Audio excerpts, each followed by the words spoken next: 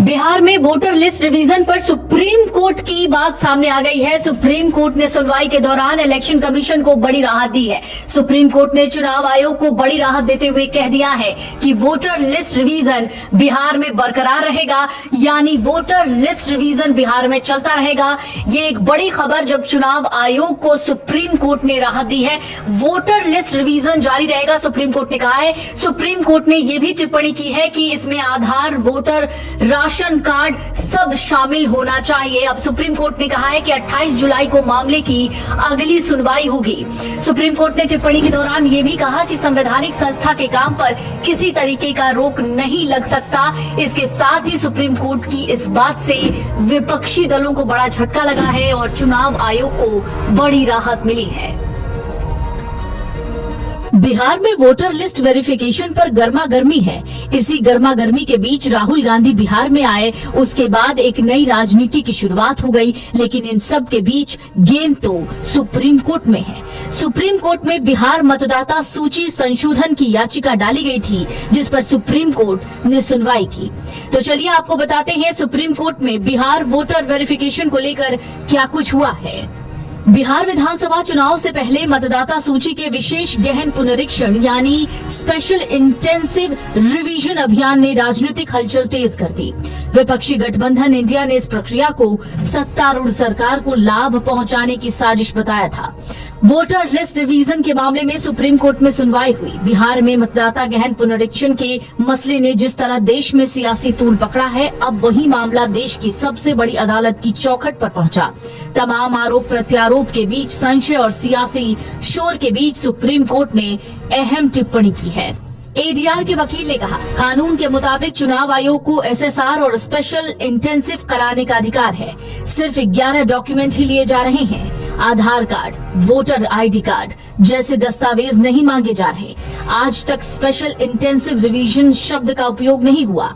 तो जज ने कहा, चुनाव आयोग जो कर रहा है उसे उसका अधिकार संविधान में दिया है। सवाल है कि क्या चुनाव आयोग को इंटेंसिव रिवीजन का अधिकार है या नहीं। आप अधिकार को चैलेंज नहीं कर रहे हैं। तब एडीआर वकील कहते हैं, हम अधिकार का नहीं बल्कि जिस तरीके से ये प्रक्रिया की जा रही है उसके खिलाफ हैं। एडीआर वकील कहते हैं, कानून में संशोधन कर आधार कार्ड को वोटर कार्ड के दस्तावेज के तौर पर शामिल किया गया है। 2021 में संशोधन किया गया और 2022 में इसे लागू किया गया, लेकिन चुनाव आयोग आधार कार्ड को स्पेशल इंटेंसिव रिवीजन में शामिल नहीं कर रहा है। जज कहते हैं, क्या वोटर कार्ड दस्तावेज एसआईआर में शामिल है? एडीआर वकील कहते हैं, नहीं। फॉर्म 6 में Aadhaar card, MNREGA, PAN card, driving licence जैसे दस्तावेज शामिल हैं, लेकिन एसआईआर में इसे शामिल नहीं किया गया। एडीआर वकील कहते हैं, बिहार में एन्यूमरेशन फॉर्म 7,89,00,000 मतदाताओं को देना है। ये नया फॉर्म चुनाव आयोग ने बनाया है। इससे पहले ये फॉर्म नहीं था। अभी तक सिर्फ फॉर्म 6 था, जब नए वोटर का नाम मतदाता सूची में जोड़ा जाता था। जज कहते हैं, आधार कार्ड नागरिकता के लिए नहीं हो सकता। ये आपका काम नहीं, गृह मंत्रालय का काम है। चुनाव आयोग की इस पर टिप्पणी आती है। कहते हैं, हमें समय दें, अभी प्रक्रिया चल रही है, पता नहीं है कितने लोग बाहर होंगे। कपिल सिब्बल कहते हैं, संविधान के आर्टिकल 10 और 11 में लिखा है कि सिटीजन बनने के लिए 3 कैटेगरी है। चुनाव आयोग कहता है, हर व्यक्ति जो 18 साल और भारत का नागरिक है वो वोटर बन सकता है। तो फिर चुनाव आयोग कैसे पूछ सकता है कि अगर आप ये फॉर्म नहीं भरेंगे तो आप वोट नहीं कर पाएंगे? ये हैरानी की बात है। जो 11 दस्तावेज उसके आधार पर मतदाता सूची में नाम जोड़ने की बात कही गई है, वो बहुत ही कम लोगों के पास है। क्या आप बोल रहे हैं कि बहुत बड़ी आबादी के पास ये 11 दस्तावेज नहीं है? सिब्बल कहते हैं, यही हम बात कहना चाहते हैं। बिहार विधानसभा चुनाव से पहले मतदाता सूची के विशेष गहन पुनरीक्षण अभियान ने राजनीतिक हलचल तेज कर दी। विपक्षी गठबंधन इंडिया ने इस प्रक्रिया को सत्तारूढ़ सरकार को लाभ पहुंचाने की साजिश करार दिया है और निर्वाचन आयोग पर गंभीर आरोप लगाए हैं। सुनवाई के दौरान चुनाव आयोग के वकील ने कोर्ट से कहा कि अब तक उन्हें सभी याचिकाओं की कॉपी नहीं मिली है, इसलिए पक्ष स्पष्ट रूप से रख पाना मुश्किल है। याचिकाकर्ता की ओर से पेश हुए वरिष्ठ वकील गोपाल शंकर नारायण ने कहा कि वोटर लिस्ट रिवीजन का प्रावधान कानून में मौजूद है और ये प्रक्रिया संक्षिप्त रूप में या फिर पूरी लिस्ट को नए सिरे से तैयार करके भी हो सकती है।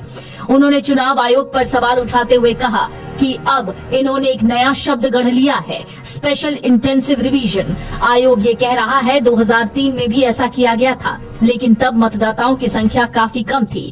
अब बिहार में 7 करोड़ से ज्यादा वोटर हैं और पूरी प्रक्रिया को बेहद तेजी से अंजाम दिया जा रहा है। उनका कहना था कि चुनाव आयोग को यह अधिकार तो है, लेकिन प्रक्रिया कानून सम्मत, पारदर्शी और व्यवहारिक होनी चाहिए, खासकर तब जब करोड़ों मतदाता सूची में शामिल हों। उन्होंने आगे कहा, अब जब 7 करोड़ से ज्यादा मतदाता सूची में हैं, तो इतनी बड़ी प्रक्रिया को तेजी से और जल्दबाजी में अंजाम दिया जा रहा है, जो चिंता का विषय है। याचिकाकर्ता के वकील ने सुप्रीम कोर्ट में ये भी सवाल उठाया कि चुनाव आयोग की ओर से वोटर लिस्ट में नाम शामिल करने के लिए 11 दस्तावेज स्वीकार किए जा रहे हैं, लेकिन आधार कार्ड और वोटर आईडी जैसे अहम पहचान पत्रों को मान्यता नहीं दी जा रही। याचिकाकर्ता के वकील ने सुप्रीम कोर्ट में दलील दी कि चुनाव आयोग की प्रक्रिया स्पष्ट और समान नहीं है। उन्होंने कहा, आयोग का कहना है, अगर कोई व्यक्ति 2003 की वोटर लिस्ट में शामिल है तो उसे अभिभावकों के दस्तावेज या नागरिकता से जुड़े प्रमाण देने की आवश्यकता नहीं है, लेकिन अगर कोई व्यक्ति उस लिस्ट में नहीं है तो उसे नागरिकता साबित करने के लिए दस्तावेज जमा करने होंगे। सुनवाई के दौरान जस्टिस धूलिया ने कहा कि अगर 2003 में एसआईआर हो चुका है और अब आयोग के पास डेटा मौजूद है, तो हो सकता है कि घर घर जाकर जानकारी जुटाना जरूरी न हो। ये दलील आयोग की तरफ से दी जा सकती है। इस पर याचिकाकर्ता के वकील ने आपत्ति जताते हुए कहा, अगर कोई व्यक्ति पिछले 10 साल से वोटर है तो अब उससे दोबारा अपनी नागरिकता या पहचान साबित करने की जरूरत क्यों पड़ रही है? कई लोग प्रवासी हैं, वो इस वक्त बिहार में मौजूद नहीं है, तो उनके अधिकार का क्या होगा? जस्टिस धूलिया ने आगे कहा, चुनाव आयोग जो कर रहा है वो उसका संवैधानिक दायित्व है। सवाल ये है कि क्या वोटर लिस्ट के रिवीजन की कोई समय सीमा कानून में तय की गई है? फिर वकील ने स्पष्ट किया, हम चुनाव आयोग की शक्तियों को चुनौती नहीं दे रहे हैं, बल्कि हम उसके तरीके और प्रक्रिया का विरोध कर रहे हैं। हम चाहते हैं ये काम पारदर्शी और नियमों के मुताबिक हो। जस्टिस जॉय माल्या बागची ने सुनवाई के दौरान स्पष्ट किया कि स्पेशल रिवीजन का प्रावधान रिप्रेजेंटेटिव ऑफ पीपल्स एक्ट 1950 की धारा 21(3) में है।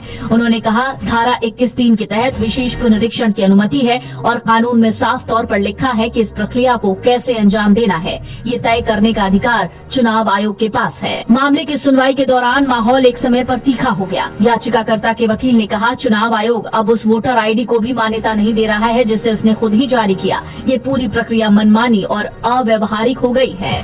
जस्टिस जॉय माल्या बागची ने याचिकाकर्ता के वकील की दलीलों को स्पष्ट करते हुए कहा, आपकी मुख्य आपत्ति यही लग रही है कि चुनाव आयोग आधार कार्ड और वोटर आईडी को पहचान के दस्तावेज के रूप में स्वीकार क्यों नहीं कर रहा। बता दें, जस्टिस सुधांशु धूलिया और जस्टिस जॉय माल्या बागची की पीठ इस पर सुनवाई कर रही थी।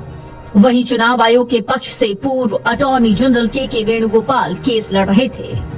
हालांकि इन सब के बीच कोर्ट में वकील कपिल सिब्बल ने तर्क दिया कि एसआईआर प्रक्रिया से लाखों लोगों, खासकर महिलाओं, गरीबों और अल्पसंख्यक समुदायों के नाम मतदाता सूची से हटाए जाने का खतरा है।